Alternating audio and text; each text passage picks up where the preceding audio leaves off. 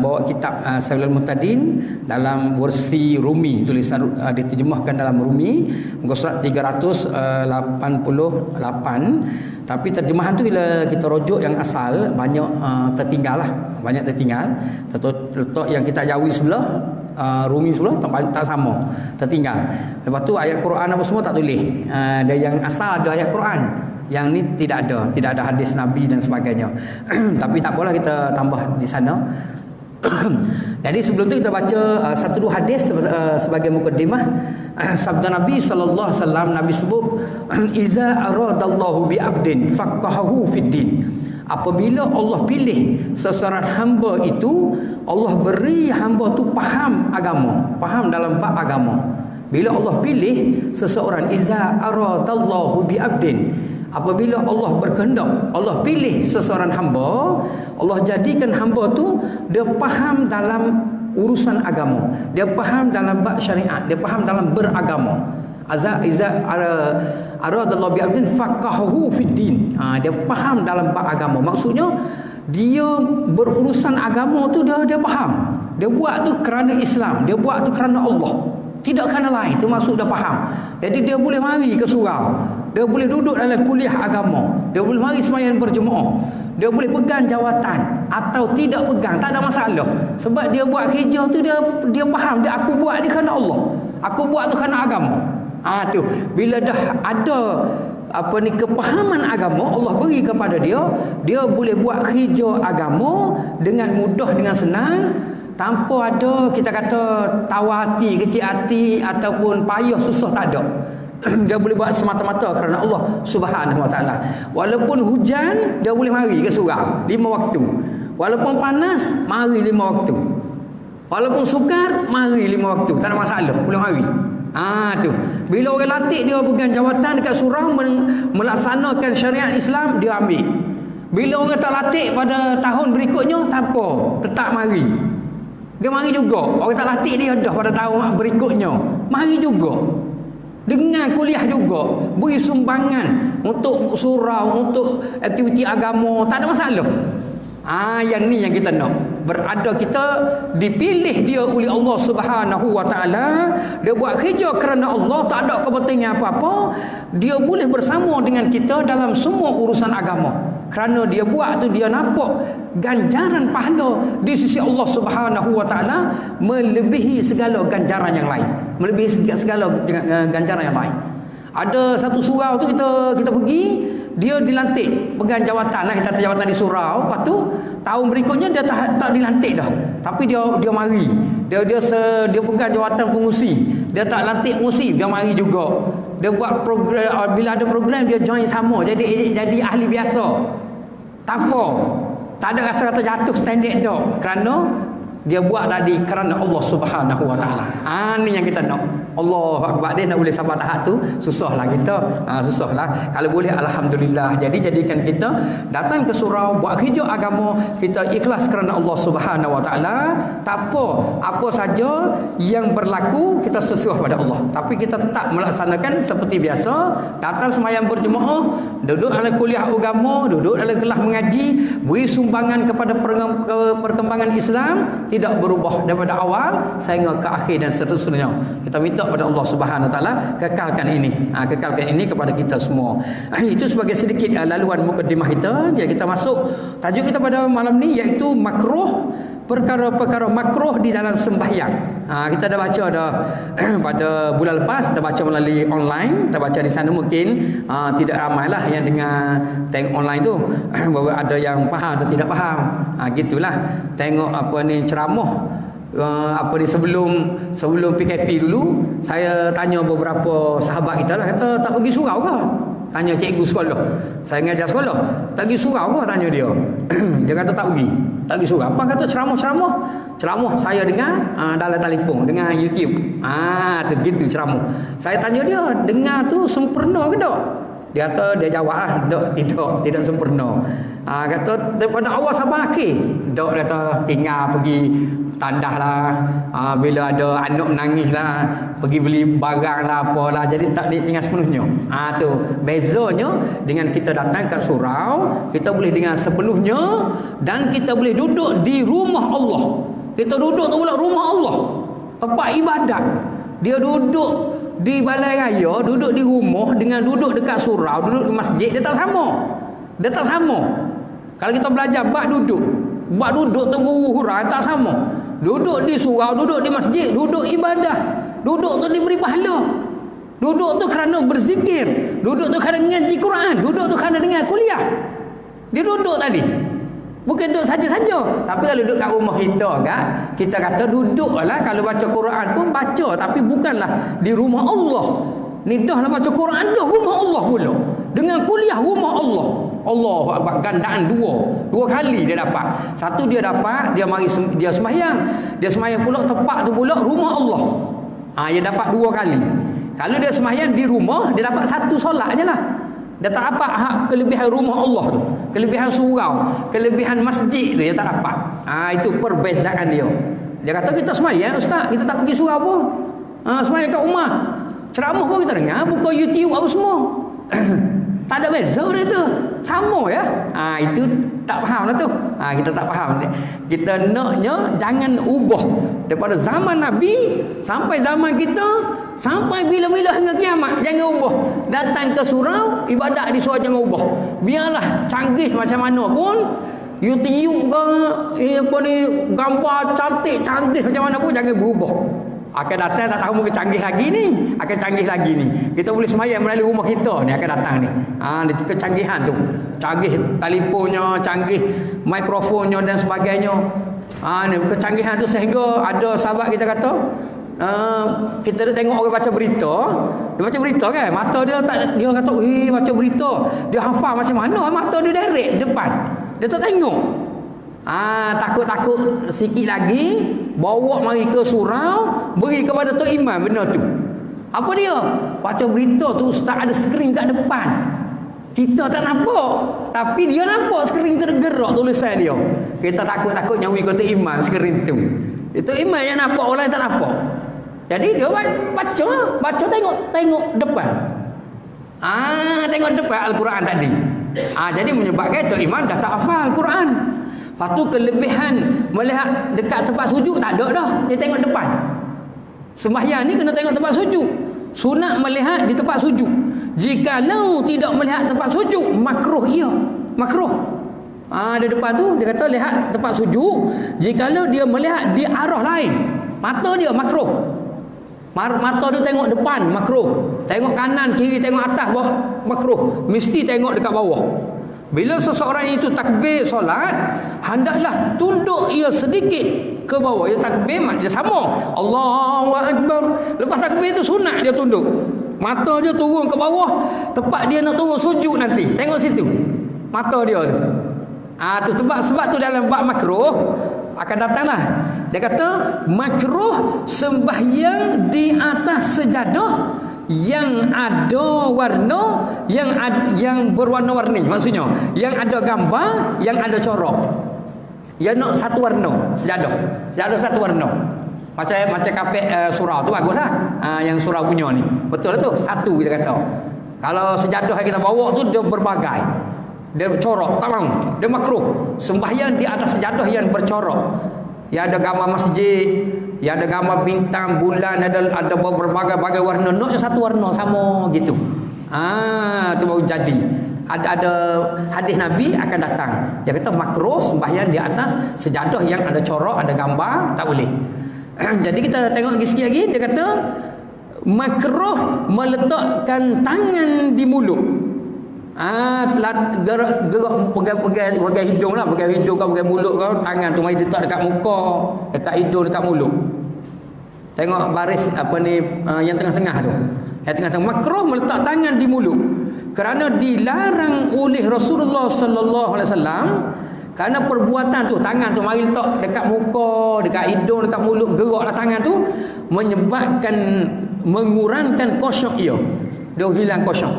Jadi tangan tu hendaklah diletak dekat dada dekat perut atau dekat pusat kita. Gini tangan, pegang tangan kita ni. Jangan letak tempat lain. Tangan tu pegang gini. Tak tempat lain makruh. Tangan kita ni 3 tempat letak, dekat sama-sama betul dengan perut kita, dengan pusat kita, lepas tu akak naik atas perut 2, dan yang ketiga letak atas dada. Atas dada gini, maya atas dada.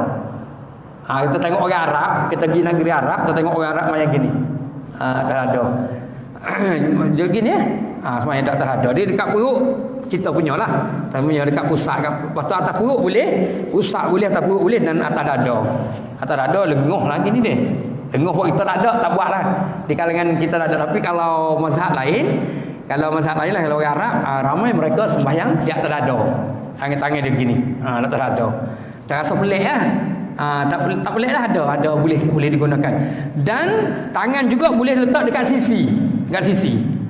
Boleh. Tak ada hadis Nabi. Tangan letak dekat tepi. Kita ada baca bab takbir dulu. Kita baca awal-awal datang ke surau ni, ada tajuk tu kita baca. Bila lepas takbir, tajuk takbir tu dalam kitab ni lah, maka boleh tangan letak di sisi. Dalam penerangan dari kitab ni, letak di sisi tangan.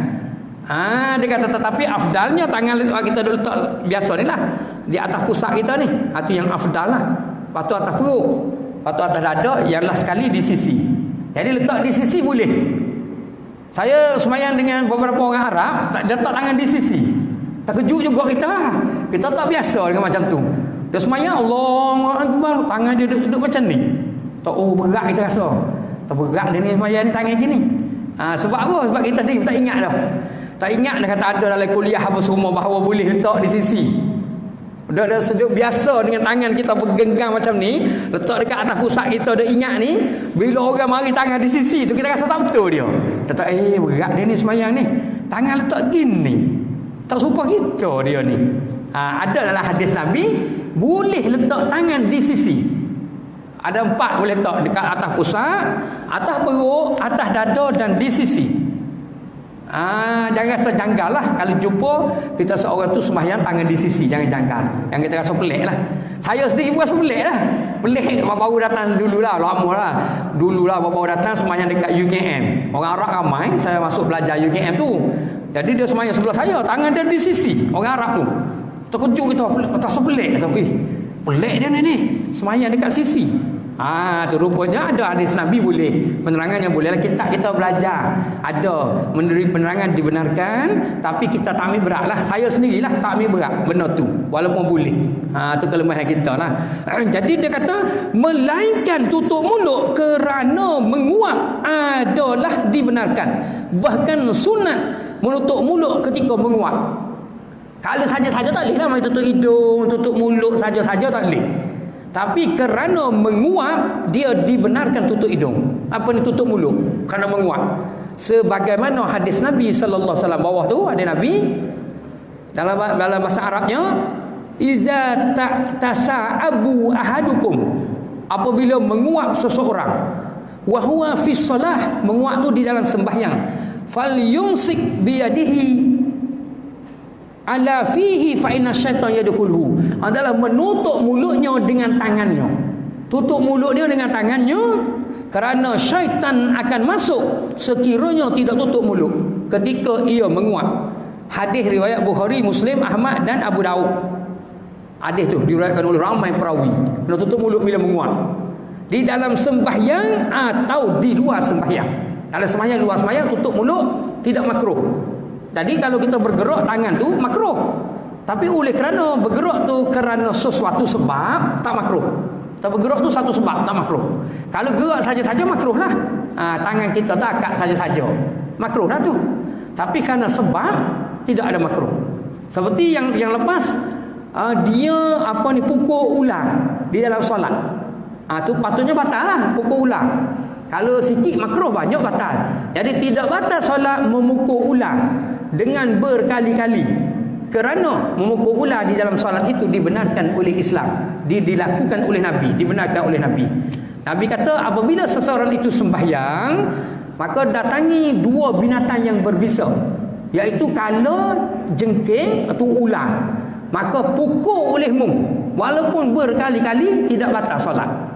Tak ada tempat pengecualian. 4 pengecualian tidak batal solat. Jadi dia tidak makruh menutup mulut ketika menguap, kerana menutup mulut ketika menguap itu adalah mendapat pahala. Apabila menguap ia menutup mulut, maka sunat dan dapat pahala baginya, kerana dilakukan oleh Nabi sallallahu alaihi wasallam. Tengok muka surat sebelah.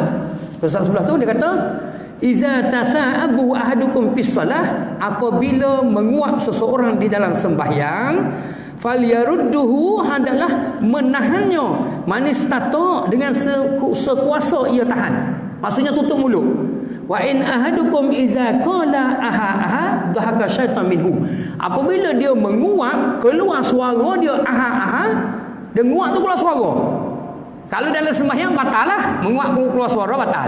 Kalau di luar solat dia keluar suara, dhahaka syaitan minhu, syaitan ketawa, suka. Syaitan suka dengan amalan tu, sebab syaitan akan masuk melalui mulut dia ketika menguap.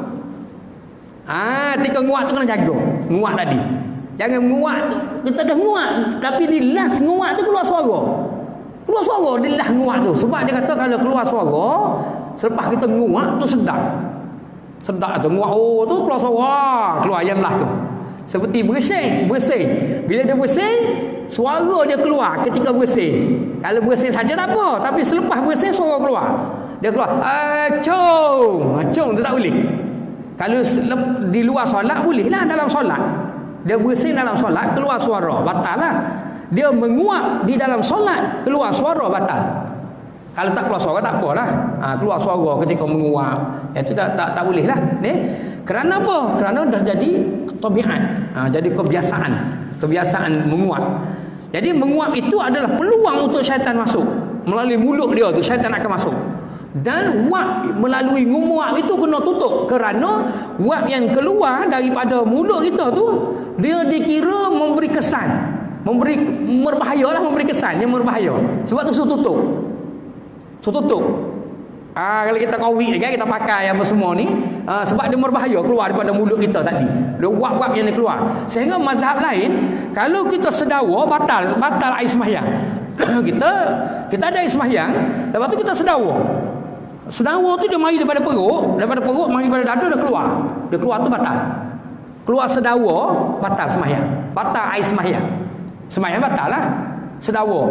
Ataupun keluar makanan, dia ada makan dalam perut dia, betul mari keluar dia terjelik keluar makanan tadi, itu tak boleh juga. Kalau dia puasa, batal puasa. Yang dah makan di dalam ni tak boleh dikeluarkan, tak boleh keluar. Begitulah dengan wap tadi yang dia hembus tu, dan tidak boleh tiup makanan tak boleh tiup. Tegahan meniup makanan. Air tu panas kita tiup tak boleh, tegahan. Dia keluar wap ni bahaya, masuk dalam air. Tiup nasi tak boleh, tiup air tak boleh, air panas kita tiup tak boleh. Kena letak gitu sehingga dia sejuk, tak boleh kita tiup, tegahan tiup. Lepas tu kita ada plastik kan, dia tak boleh nak buka, cuma tiup, tak boleh meniup tu. Kita tiup di plastik tadi, masukkan makanan, nanti jadi bahaya makanan tu. Masukkan makanan dalam plastik yang ditiup. Tak ada penerangan tajuk tu. Tengok dalam kitab Juhal Bahu, dia cerita tentang tegahan meniup pada makanan, meniup pada bekas dan sebagainya. Kadang-kadang tuan-tuan kedai dia nak masuk kuih tak boleh, plastik tu rapat, dia buka dia tiup, itu tak boleh. Kena beri teguran pada dia, tak boleh tiup pada makanan, tak boleh tiup pada bekas, kerana memberi kesan yang tidak elok, berbahaya. Dan kalau menguap adalah ditutupi mulut dia, ditutup dia dengan sebelah tapak tangan kanan atau tangan kiri atau belakang, boleh depan atau belakang. Tutup tadi, boleh tutup dua-dua lah. Jadi kena tutup di luar sembahyang dan juga di dalam sembahyang, tidak salah. Dan makruh tadi dia kata terbatas, ia bukan saja dengan solat, tapi di luar solat jugalah. Amalan tu tidak elok, amalan menguap sehingga keluar suara tu tegahan juga di luar solat. Makruh berdiri kaki sebelah, sedang kaki yang sebelah lagi diangkatnya. Demikian juga makruh memajukan kaki yang sebelahnya daripada sebelah yang lain. Dan makruh merapatkan dua belah kaki, rapat dua belah kaki. Sembahyang tu rapat dua belah kaki, makruh. Okey, makruh apa ni, kerana amalan kaki tadi, kedudukan kaki tu boleh mengurangkan khusyuk ketika dia solat. Jadi bila dia solat, dia makruh buka kaki terlalu luas. Buka kaki duduk berdiri tu kan, buka kaki luas tu makruh. Dia kangkang luas makruh, dan dia masuk tu rapat sangat makruh juga kaki tu. Jadi kadar dia sejengkal, antara dua kaki tu kadar dia sejengkal. Kalau terlalu luas buka makruh, terlalu rapat masuk makruh. Rapat makruh. Kalau orang perempuan tak apa rapat, perempuan bolehlah rapat. Sekadar tapak tangan tengah-tengah, kiri kanan dia rapat. Yang laki-laki tak boleh. Paling kurang satu jengkal. Satu jengkal gitu. Kalau lebih sedikit bolehlah. Ada setengah mazhab kata 2 jengkal. Ada setengah 2 jengkal yang kecil. 2 jengkal. Ada setengah. Ada dalam kitab kita 1 jengkal lah. Kitab ni 1 jengkal. Ada sahabat saya beritahu, dia kata pendapat mazhab lain 2 jengkal ustaz. Jadi antara tu lah, antara 1 jengkal lebih dengan sekadar tu lah, sekitar tu. Tak boleh terlalu luas lah. Kangkang terlalu luas tak boleh. Bila dia buka terlalu luas, apabila dia nak rokok, kaki tu dia bawa masuk dalam. Dia tak boleh rokok dengan buka gitu, tak boleh. Bila sujud, kaki dia masuk dalam. Tapi kalau dia duduk 1 jengkal, dia boleh kekalkan kedudukan dia tu sampai daripada awal sampai habis. Boleh kekalkan kedudukan tapak tu daripada awal sampai habis. Daripada takbir Allahu Akbar, kekal tapak tu, sejengkal tu daripada awal sampai habis, tak payah gerak. Tapi kalau dia buka luas, bila dia nak rokok dia gerak. Bila dia nak sujud dia gerak sebab luah buka. Dalam bab qiyam dulu dia kata wa yu'khazu bin nawasi wal aqdam. Berdiri olehmu di atas 2 kaki dengan tegak, wal aqdam. Wa yu'khazu, ambil olehmu, wa yu'khazu bin nawasi wal aqdam. Ambil berdiri di atas 2 kaki itu dengan tegak, seumpama kamu berdiri nak meletah titian siratal mustaqim. Kedudukan tegaknya, kedudukan tegaknya nak ambil readynya, seolah-olah dia nak letah titian siratal mustaqim. Keyakinan dia boleh letah ni. Begitu yang tegaknya duduk dia berdiri tadi. Di atas 2 tapak tu tak berubah. Tak kira lah rokok kau sujud kau apa kau tak berubah. Dan ketika dia tadi dia kata, maka sekiranya dia tidak berubah tapak kakinya, akan datangi khusyuk. Kalau berubah terlalu sempit atau luas, mengurangi khusyuk. Jadi kalau dia ambil tapak tadi, dia boleh bawa khusyuk itu dengan mudah. Termasuk yang lain-lain lagi lah. Tambah-tambah yang lain lagi, campur semua, menjadikan ia untuk dapat khusyuk dalam sembahyang. Sembahyang tu tegak. Tu tegak, tidak bergerak anggota. Depan ni dia kata bergerak anggota. Dia bawah sikit gitu. Dia kata kita ambil bawah tu sikit. Bawah tu makruh menggulung rambut. Makruh melipat, menggulung tu melipat sarung tangan, menggulung hujung surban, menyingsing lengan tangan, menyingsing jubah, baju menterbalikkan dan sebagainya, dan barang sebagainya. Nak kait dengan tadi, kita ambil depan sikit. Dia kata sembahyang ni dia duk lipat baju makruh, lipat menyingsing baju, lipat sembahyang duk lipat baju makruh. Sembahyang duk ejah kain, dia ejah jubah, dia kata dia baiki jubah makruh. Sembahyang tu dia baiki serban, dia. Jadi nak tangan tu duduk macam ni, tak gerak, tak baiki apa-apa. Kaki tegak. Masa tu, ketika tu sembahyangnya begitu khusyuk dan sempurna dan mengambil tempat, maka ketika tu datangnya khusyuk ia kepada Allah Subhanahu wa taala. Khusyuk tu datang setelah tangannya tak bergerak, kakinya tak bergerak, betul-betul dia hadap Allah Subhanahu wa taala. Bila dia takbir saja, segala keduniaan hilang, segala benda dunia dia hilang, dia terus tuju kepada Allah Subhanahu wa taala. Tak ada dah nak main-main lengan baju, tak ada nak main kesurban, kau nak baiki, tak ada dalam solat. Ketika tu khusyuknya datang. Lihat bagaimana solat Abu Bakar As-Siddiq, solat Umar Al-Khattab, solat Sayyidina Ali.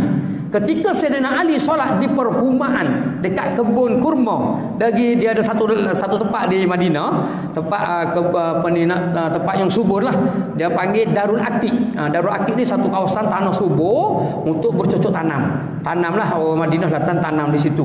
Dia panggil tempat Darul Aqiq, Nabi bercocok tanam pokok. Dan Sayyidina Ali datang untuk membuat perhumaan tanam pokok lah.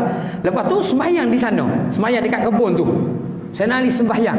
Bila Sayyidina Ali sembahyang, Dia takbir, kakinya tegak, tangannya pegang macam ni, duduk diam. Dia solat tadi, diam sembahyang dia tu, tak ada main benda lain.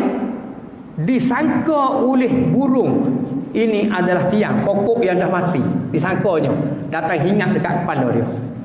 Nak cerita tegaknya sembahyangnya, tegaknya sembahyang dia tadi. Ketika tu datangi khusyuk. Ketika Sayyidina Ali sembahyang, ketika dalam satu perperangan Sayyidina Ali kena panah dekat belakang. Jadi sahabat nak cabut tak boleh, sakit. Nak cabut sakit. Tak.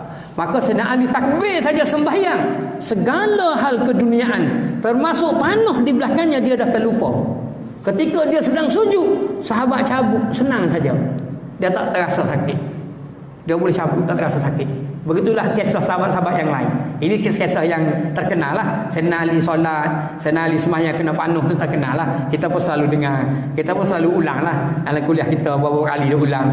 Jadi yang lain ada, yang lain ada contoh-contoh dia ada lagi. Jadi nak cerita kata begitu sekali mereka sembahyang. Para sahabat, para tabi'in mengambil beratnya. Bila dia takbir, segalanya dia hilang. Khusyuk dia datang. Allah sebut di bab sunat yang kita baca hari itu, Allah sebut dalam surah Al-Mu'minun, qad aflahal mu'minuna allazina hum fi salatihim khashi'un. Ahli ulama kata qad aflaha, terjemah dia mendapat syurga. Terjemah dia bukan kejayaan, tinggi lagi daripada tu. Aflaha dalam bahasa Arab bermaksud kejayaan. Tapi ulama kata ayat ni kena terjemah syurga. Kejayaan tu tak padan nak terjemah sebab kelebihan solat di dalam ayat ni. Sesungguhnya telah dibalas syurga oleh Allah kepada orang-orang mukmin. Yang mana orang mukmin ini dia jaga solatnya dan dia solat dengan khusyuk dan sempurna dalam solatnya. Syurga balasan dia. Ayat ni maksudnya secara biasa terjemah dia kejayaan. Jadi para ahli ulama kata tak boleh terjemah dengan kejayaan. Sebab besar nilai solat tadi, kena terjemah dia syurga. Allah balas dengan syurga orang yang jaga solat, mendapat solat yang khusyuk. Kita dengar penceramah-penceramah lain, kawan-kawan kita ada urai lah, dia kata khusyuk ini kita tengah tutup guru dia urai, khusyuk itu bukan perkara senang lah, bukan senang. Khusyuk itu ialah anugerah Allah Subhanahu Wa Taala. Satu anugerah khusyuk tadi. Bukan semua orang boleh dapat khusyuk tu. Nak dapat khusyuk tadi bukan semua orang. Bila kita takbir Allahu Akbar, kita nak dapat tu.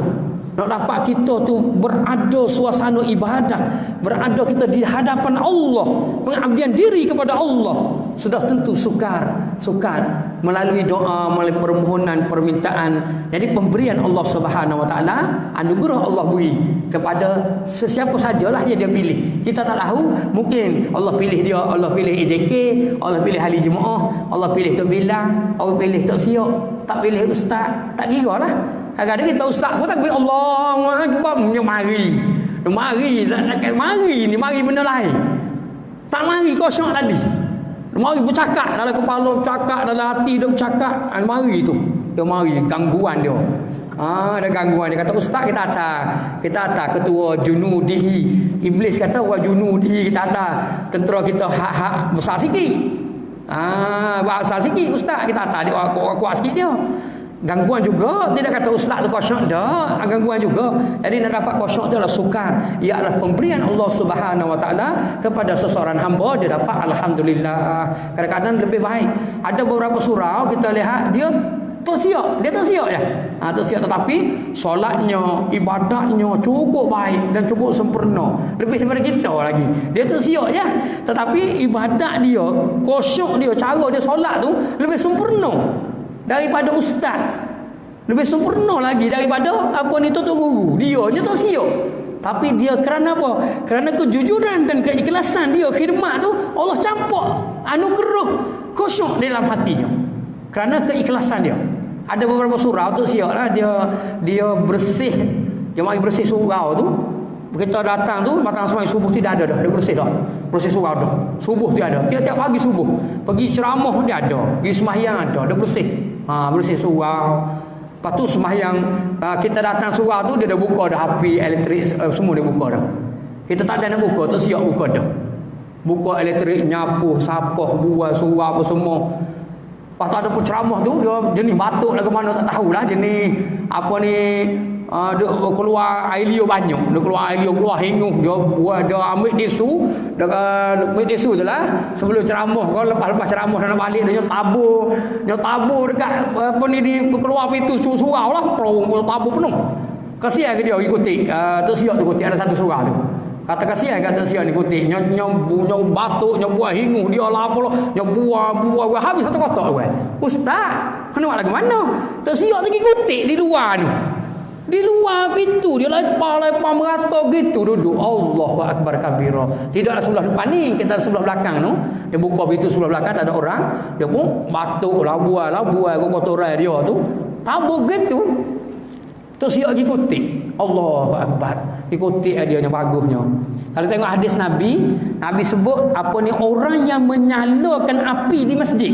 Menyalakan api. Nabi kata man akhraja qadratan min masjidin, barang siapa man asraja sirajan fi masjidi, barang siapa menyalakan api di masjid untuk orang lain solat biqadrin ma yaduru bi'ainin, api yang dia buka tu sekadar dapat dilihat oleh mata, lam tazal malaikatu, sentiasa malaikat akan selawat di atasnya, yastaghfiru lahu, meminta ampun baginya, madama zalikal dau'u fi masjidin, selama mana api itu menyala, dia buka tu menyala boleh guna pada orang lain, malaikat berselawat, malaikat istighfar untuk dia. Allahu akbar. Dia dapat pahala dia. Apa biasa je, tapi kerana apa ni sumbangan yang dia beri. Lepas tu dalam bab mengeluarkan kekotoran, kita tulis hadis di sini, man akhraja qadratan min masjidin, barang siapa mengeluarkan kekotoran, dia ambil kekotoran tadi, dia keluarkan, akhraja, keluarkan kekotoran fi masjidin, di masjid, tai cicak ke gapo lah dia tengok dia buat biqadrin di sekitar ma yaduru fi ainin, di sekitar mata dia dapat tengok, dia tengok benda tu dia ambil sekitar mata dia lah, mata kita nampak di kawasan mana ambil kekotoran tadi dia ambil. Tak kira lah kekotoran tu jenis tai cicak ke, jenis sampah orang buat macam tadi ke apa semua dia buat, maka akhrajahullah, Allah akan keluarkan baginya min azamin zunubahu, daripada dosa-dosanya. Allah akan keluarkan daripada dosa-dosa dia. Ni hadis Nabi, kita kena percaya, kena yakin.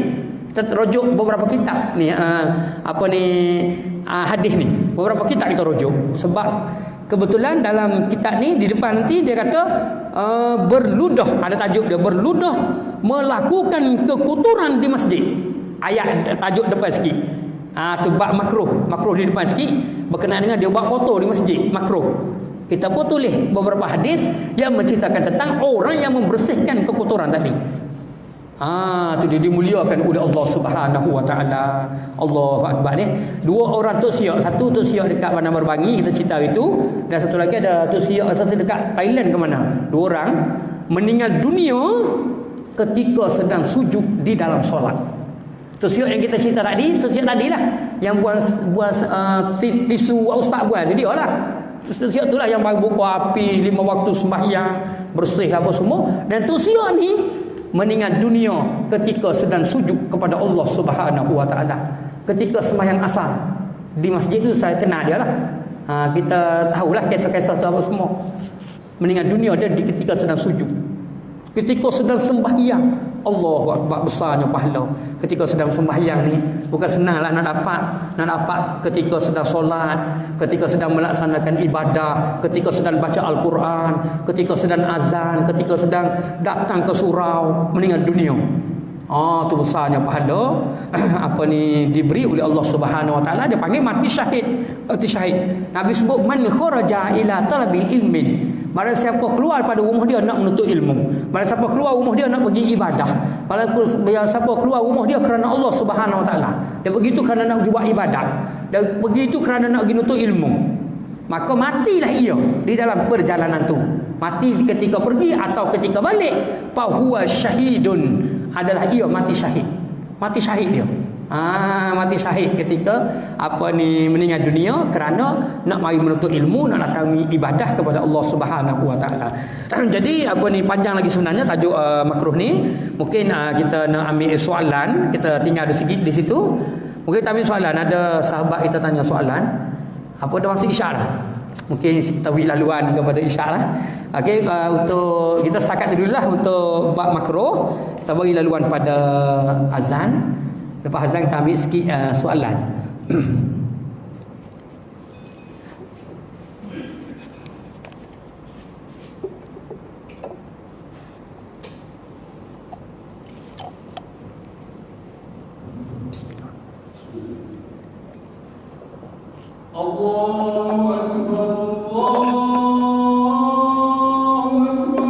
Allahu Akbar, Allahu Akbar. Allahu Akbar,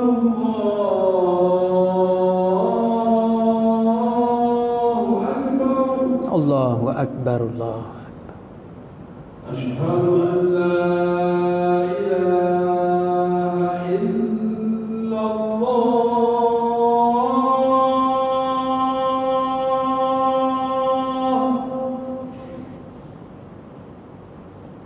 Asyhadu an la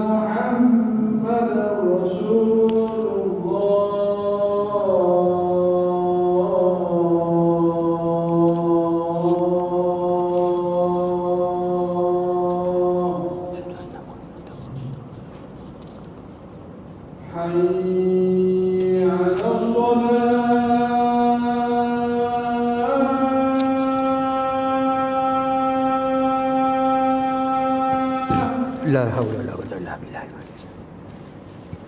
Hayya 'alas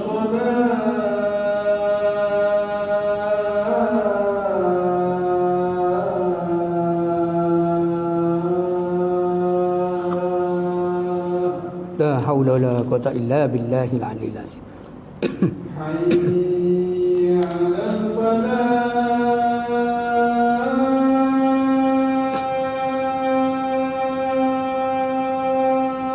La haula wala quwwata illa billah. Hayya 'alal falah.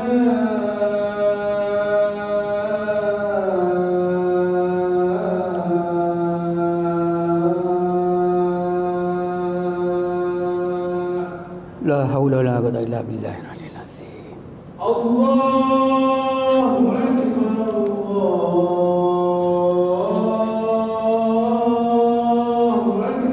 Allahu Akbar, Allahu Akbar. La ilaha illallah.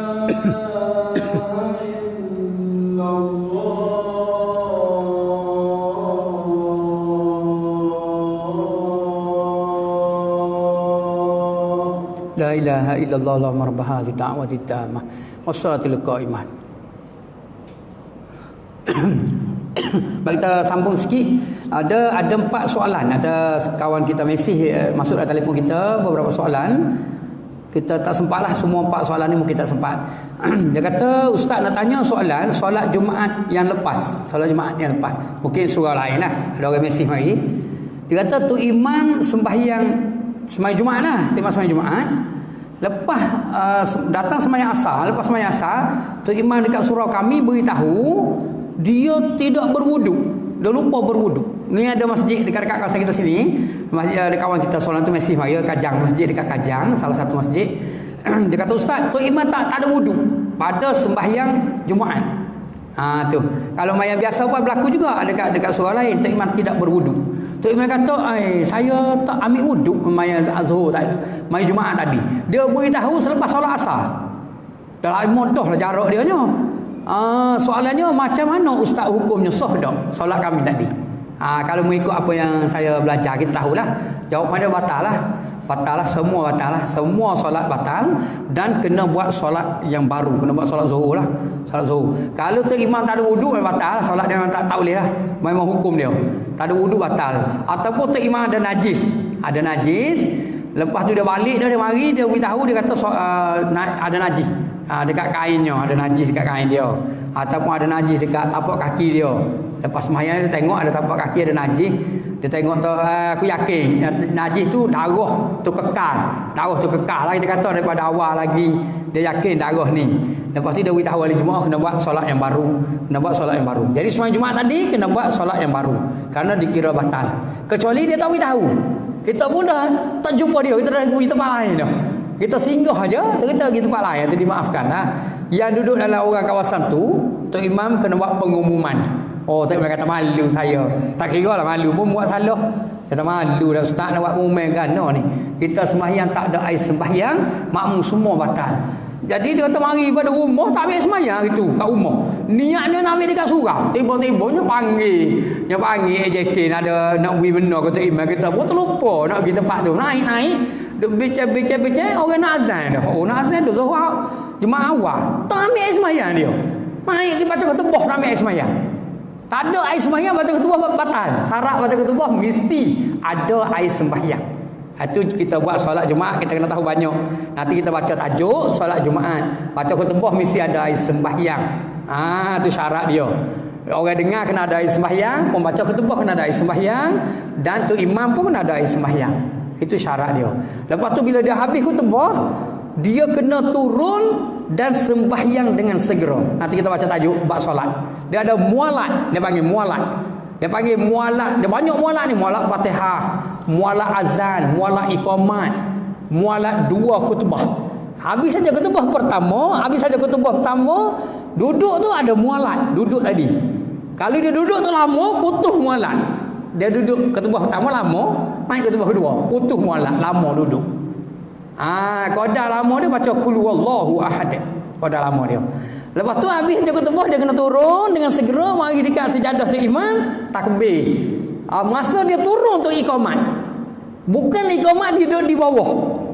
Kita baru baca di surah lain lah. Ada baca surah lain. Dia tahu iqamat olehmu ketika tu imam berada di atas mimbar. Itu syarat dia. Bila tu imam sampai di bawah, iqamat dah habis. Kalau iqamat tak habis lagi pun tak apalah. Dia tu muka ni dekat. Kalau surah lain jauh. Surah lain atas. Saya baca khutbah dekat season 3 atas. Saya duduk atas tu. Jemaah nampak kecil yang bawah. Betul atas tu. Lepas tu dia iqamat. Bila kita turun sempat lagi. Itu sebab tak ada jauh sangat lah. Kita kata kita turun tu. Kalau ni lagi dekat. Jadi habis saja khutbah kena iqamat selalu. Tidak boleh tunggu dia pakai baju, letak mic apa semua mari duduk atas tikar sejadah baru nak ni iqamat.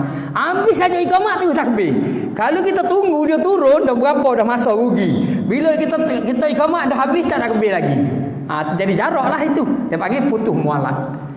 Putus mualat kalau kira dalam kitab ni lah tengok akan datang dia kira kata batal lah kutub mualat, tapi kasar lah bunyi kasar lah jemaah tak puas hati lah batal khutbah Jumaat. Tak boleh ustaz, mana boleh tak puas hati. Jadi kita pun kelonggaran lah. Kita kata apa ni kalau dia turun sebab ni dekat bau iqamat boleh jugalah. Boleh juga, masih boleh lagi lah, tetapi takut terlalu jarak. Contoh dah turun dah tak iqamat lagi, ataupun lepas iqamat dah tak takbir lagi. Dia duduk baca qul huwallah, duduk baca qul a'udzu birabbin nas. Tok imam tu baca qul a'udzu birabbin nas. Tok imam tu duduk istighfar. Tok imam duduk ambil step dulu. Auzubillahi minasyaitonirrajim. Tok lama dia bau takbir. Tak boleh. Takbir dengan segera.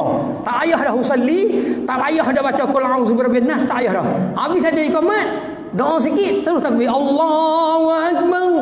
Sama juga dengan sembahyang fardu. Habis saja iqamat, terus takbir. Tak payah tunggu ambil step apa semua, tak payah dah. Habis saja iqamat baca doa sikit, terus takbir. Tu imam Allahu akbar. Kalau lama kena buat iqamat yang baru. Iqamat tu putus iqamat. Kalau lepas dia iqamat nak boleh ke takbir tu, kita sebagai makmum lain duk dia kita pun try iqamat boleh teluh. Iqamat lain pula, iqamat yang tadi batal. Kalau dia jarak sehingga boleh muat satu iqamat pula di dalam tu, Qomat yang awal tu batal, kena buat iqamah yang baru. Tu dia panggil mualat ketika solat. Mualat ketika solat. Azan, mualat iqamat, mualat Fatihah. Banyaklah mualat ni. Mualat baca khutbah, mualat Fatihah. Kita ada cerita gitu. Lepas baca satu ayat, terus baca ayat yang kedua, ketiga terus naik. Dia tak boleh jarak. Dia tak boleh Bismillahirrahmanirrahim. Alhamdulillah itu putus tu. Tak ada mualat dia panggil. Dia mualat habis satu ayat, naik tu satu ayat. Nanti baca Alhamdulillahirabbil alamin. Ar-Rahmanir-Rahim, putus mualat. Dah tak boleh. Dia mualat ni sekadar mengambil nafas. Habis bismillah, alham selalu. Habis alham Ar-Rahmanir-Rahim lalu. Terus sambung sampai waladhdallin. Jangan berhenti lama. Itu putus mualat. Berhenti lama putus mualat. Tu. Dan yang lain tak sempatlah soalan lain. Ada orang tanya, dia bermain dengan lidah ketika sembahyang dan ada nasi di celah-celah. Ada gula di celah-celah giginya. Maka dia duk main metung, dia telan. Hukumnya batal dah. Dia tengah-tengah sembahyang, ada nasi dekat celah gigi, dia ambil. Ada ais dekat gigi, dia ambil. Dia main-main, acung, telan. Tercampur dengan air liur dia. Tu soalan. Ada 3-4 soalan, mungkin tak sempat lah. Yang tu batal lah, kita dah cerita dah hari tu. Sengaja lah tu. Sengaja. Tak sengaja tak apalah. Sengaja batal walaupun sedikit di dalam sembahyang. Kalau dekat tapak kaki kita, kalau dalam sabilah lah, kita sabilah. Walaupun seekor semut, bangkai semut, batal juga. Jadi sebelum nak solat tu pastikan memang tidak ada bangkai apa-apa dekat kaki kita, tapak kaki nak solat tu. Tak ada bangkai. Kalau ada bangkai, batal solat. Tak kira bangkai binatang. Duduk di kaki, tapak kaki, duduk di tubuh kita, batal solat kita. Tidak boleh membawa bangkai. Walaupun seekor semut yang kecil. Itu yang lebih detail lah. Mungkin ada mazhab lain, dia ada kelonggaran. Kalau semut tu kecil sangat tu ada kemaafan. Kalau 2-3 ekor tu tak boleh. Dia ada perdebatan pula di situ. Tapi kalau kita ni seekor semut pun batal. Jadi sebelum solat kena bersihkan tapak kaki. Tapi kita semua dah bersih dah, insya-Allah lah. Dekat surau ni tidak perlu bersih lah. Contoh surah-surah lain, tempat-tempat yang tak bersih, kita pergi sekali-sekala datang dekat RNR, baru nak solat, tempat yang kita tak selalu datang, kita kena ambil berat lah. Kita tengok tapak kaki kita ada najis tak, ada pijak bangkai tak. Tu ambil berat tentang solat, kerana kita nak solat yang terbaik, solat yang khusyuk, solat yang ikhlas, solat yang diterima di sisi Allah Subhanahu Wa Taala. Jadi rasa sekadar itu saja. Ada soalan tak? Soalan tak ada soalan, kita berhenti di situ saja. InsyaAllah kalau tak sempat tanya di kuliah, boleh tanya selepas kuliah nanti. Sekian dulu. Assalamualaikum warahmatullahi taala wabarakatuh. Auzubillahi minasyaitonirrajim. Bismillahirrahmanirrahim. Alhamdulillahirabbil alamin. Allahumma salli ala Muhammad. Allahumma zakirna minhuma nasina. Allahumma alimna minhuma jahilna. Wa sallallahu ala sayyidina Muhammad. Walhamdulillahirabbil alamin. Taqabbalallahu minkum.